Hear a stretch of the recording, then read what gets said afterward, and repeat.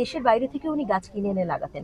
মূলত এটা একটা গাছের একটা অভয়ারণ্য বলা যেতে পারে, পাখিদের অভয়ারণ্য বলা যেতে পারে।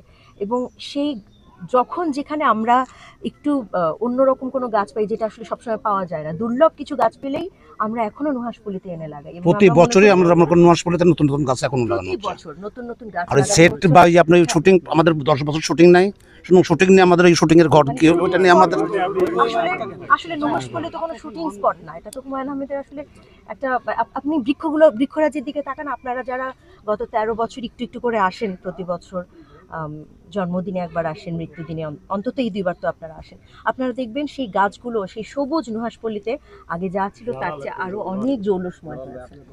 স্যার তো মারা গেলেন 13 বছর আগে। এই 13 বছরের স্যারের স্মৃতিটা কিভাবে ধরে রাখছেন বা ধরে রাখতে পারছেন কিনা, সেটা কি মনে করেন?